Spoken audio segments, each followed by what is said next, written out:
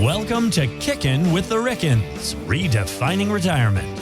Gerry Ricken and Heidi Ricken Provost want to help you retire with purpose and live with joy. Find more information, including how to reach the team, in today's show notes. Now, Kickin with the Rickens, powered by Ricken Financial. That would be retirement planner Heidi Ricken Provost alongside licensed insurance professional Gerry Ricken. Thanks for joining us for Kickin with the Rickens, redefining retirement. Again, all the information, the phone number, the website, find it here in the show notes. Thanks for streaming the show this week. My name is Mark Owens. I think we missed our calling because we spent about 20 minutes pre-show talking about beer and breweries. And our favorite craft brews and what all was the going healthy on. habits in the new year. I'm telling you, it's a wonderful life. You know, when was the last we gotta time? get all of our veggies in and everything by drinking hops, right? That counts, right? Wheat and barley. How was it? Because we're going to talk here on the podcast this week about healthy habits in the new year, and that got us on a spiral about beer and breweries. But you spent the new year at a speakeasy. Mm-hmm. How was that? Oh, it was awesome. I was just sharing earlier too. I was at Side Project on New Year's Eve, mm-hmm. and at about 5 p.m., all of a sudden they killed the music and they got real quiet, and everyone was like, they rang this bell and they're like, "Everyone, get ready for the countdown! It's almost the new year in Belgium." And I'm like, "Oh," because they make Belgian beer. And I'm like, "Who would have known?" But right. then. But the speakeasy was great. It was at Anheuser-Busch at the Brewery Lights, and we just had a great time. And it was very, it was very kitschy. Mm-hmm. But they had a flapper in there singing, and the lights were down low, and we got a chance to go out and see the Clydesdales in the parade. Nice. And then went back inside where it was warm and had a few more beverages. Nice. Did you make it to midnight, or were you back home before the clock? That was that was actually right before Christmas when we did that. Oh, one. okay. So I'm off. Yeah. So I will say we both were. Well, I was at home at midnight, and I made it way past midnight, almost too late. But Congrats.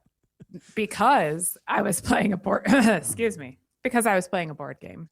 Oh, So that's fun. yeah. Steven's best friend from college and his wife came in to visit us. So we made fancy dinner at home, and then we played a new board game that someone brought over to us called Viticulture. And it's very nerdy, but you develop your own winery and sell wine, and the way that you win is by selling the most wine. That's awesome. Do you consume during this? Well, I feel like if you're going to play a wine game, you have to drink wine. Plus, it was New Year's Eve, so we had to have some bubbles in there. Yeah, you need to know the product if you're going to sell it, Gerry. You have to be comfortable. You'd be proud of me. On New Year's, I hosted a big party at the Battery, the home of the Braves, and it was a massive crowd. I think I sent y'all the picture. I mean, probably 10, 12,000 people for this free party. And as we talk about healthy habits in the new year, I didn't really turn it up. Like normally in years past, we get to have some cocktails. We're staying in a hotel. They put us up in a hotel. Gretchen and Caroline are with me. But we were all in bed by 12:30 on New Year's Eve. Yeah. Wow. Yeah, we rang it. I actually ordered an Uber we were at a friend's house, and I ordered an Uber I pre-ordered it. Smart. I pre-ordered it for 12:30, so it gave us a stopping point. So See, we were I home had at to. about 12:40. So Yeah. kind of nice. It was. And you know what? I woke up on January 1st, felt like a champ. Felt good to go. Got up, did a walk around the Battery, got the girls some breakfast. So it was a really good way to start the new year. So You were up early on that day because I got a text early from you walking around. I saw that. Yeah. I think but I did have a mimosa in my hand. So listen, don't think I'm all Mr. Health Conscious in 2026. Well, It's you know still what? me. A lot of people do this dry January thing, and it's a detriment to a lot of businesses too, because Oh, yeah. Well, not only that, but I think about it I've changed a lot of my habits, and the way that you get healthy is you have to get in a new routine that is a healthier routine. If you do something if you go hard over the holidays or whatever, then you do dry January, it almost forces you to drink more in February. I mean, if you just slow and steady, go backwards and just don't go as hard in January as you did during the holidays. That's very similar to a yo-yo diet. Yeah. You starve yourself, and then you'll overeat, and then you starve yourself, then you overeat. So I think everything in moderation is what we need to focus on. So folks, go out there in January and visit your local breweries, your local pubs, because this is their this is the month that they need it the most. Yeah. And restaurants too, because so restaurants. many of us are so hyper focused on the whole like new year, new me thing. But it's, why not help them start the year strong?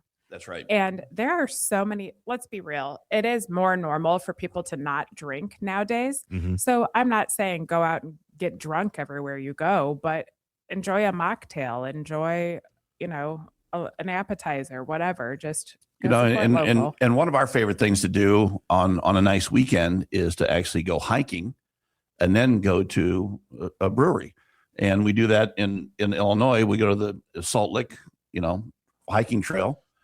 And then we go into Waterloo and go to the Stubborn German and have a beer. And it's, it's all about balance. It's all about balance. It's all about, being healthy and doing things in moderation. Yeah, because at the end of the day, it's not about perfection. It's about progress. Yeah. And you have to build the habits to have progress. You can't, if you try to do something that drastic overnight, you're searching for perfection and you're going to fail every time. And that's why most, New Year's resolutions fail, because you're doing something completely different than what you've done before. Mm-hmm. And just focus on little things, who won the race, the tortoise or the hare? Right? Yeah. We all know how that turned out. So be that tortoise and just do things methodically and plan it out and then work that plan and plan that work. So how do you spin that for the families you serve? As we're talking about just, being methodical, moderation. Yeah, we're talking about our diet. We're talking about, having cocktails. But what about for creating strategies, for our financial future through 2026? How can we have a cliche, does it sound, a healthy habit for our portfolio? What are you telling the families? See, that's not cliche to me, because it's the same when it comes to your money as it is to your health. It's not about perfection.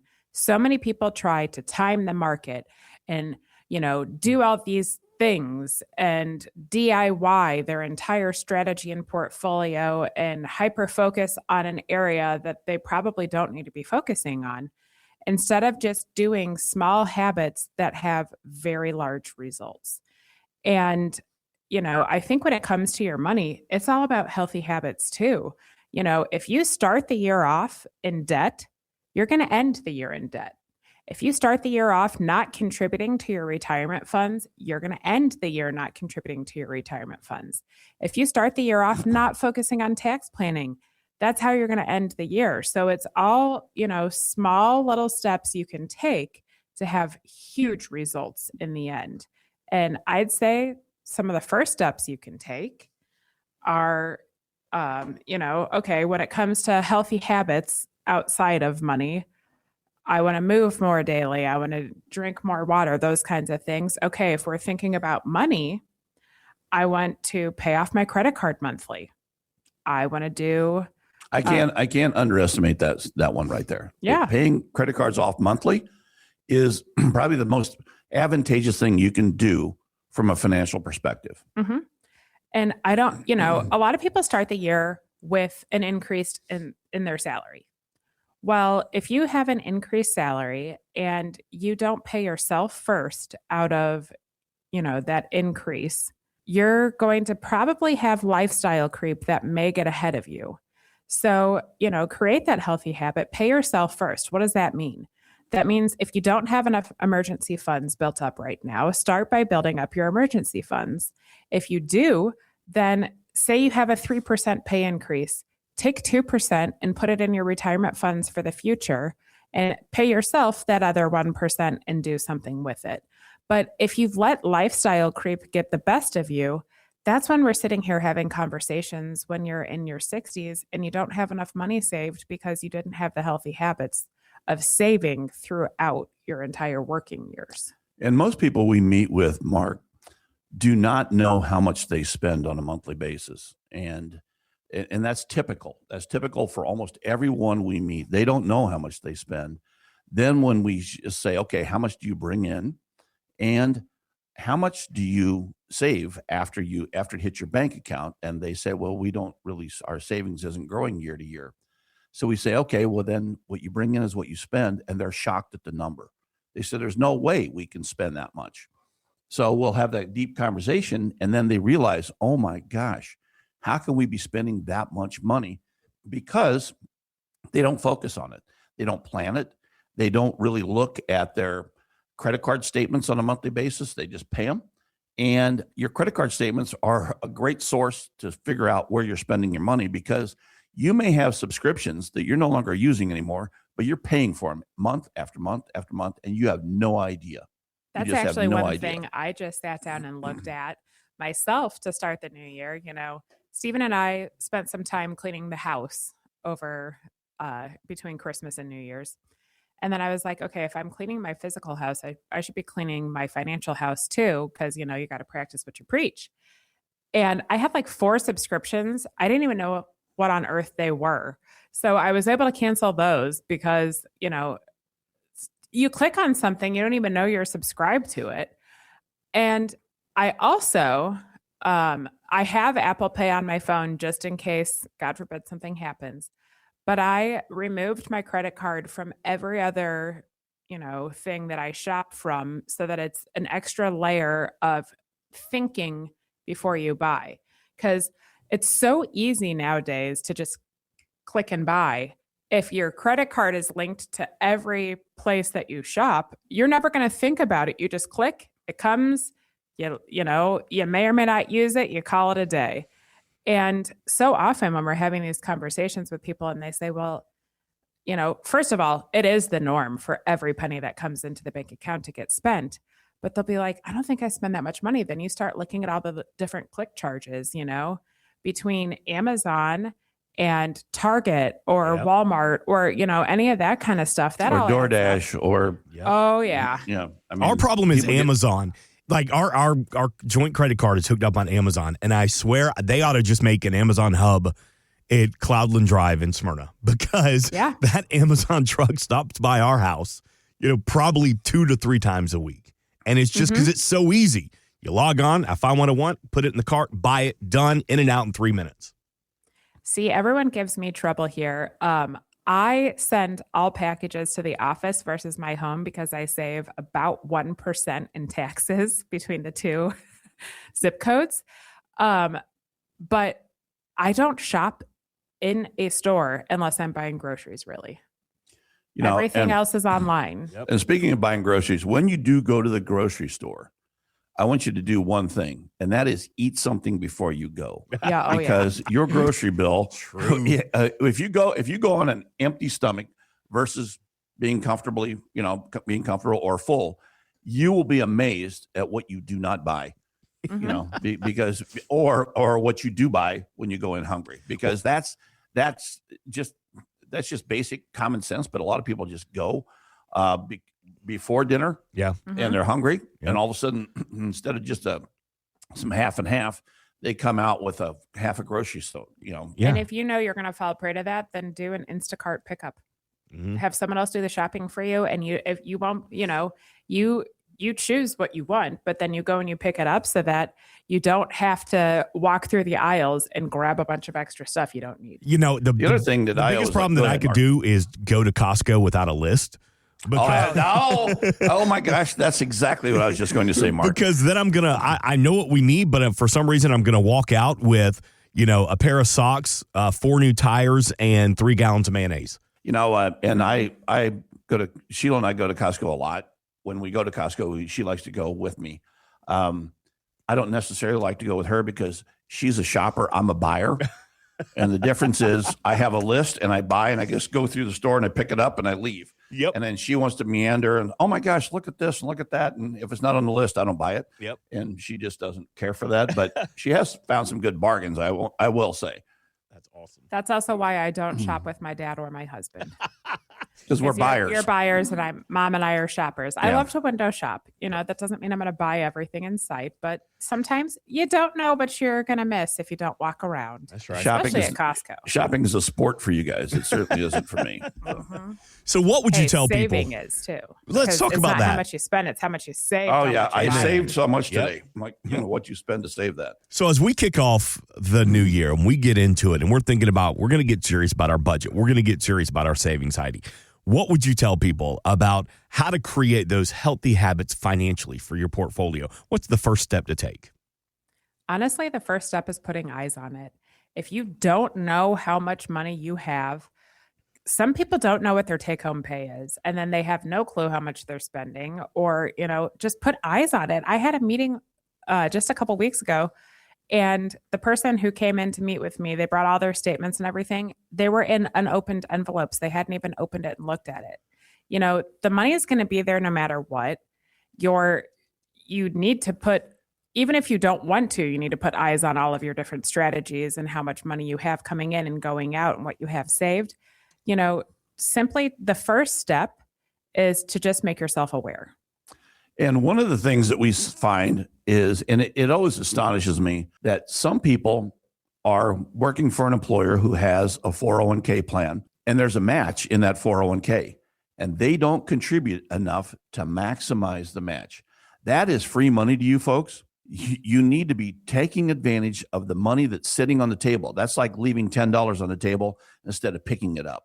Mm-hmm. So please do that at a minimum. And one of the things we would encourage you always to do is to evaluate whether or not you should be using Roth contributions in your 401k, because it will not be taxable in the future. And taxes are a burden to all of us, but when you're not making money anymore and you're in retirement, they're a heavier burden than they are when you're making money and they're being withheld from your paycheck.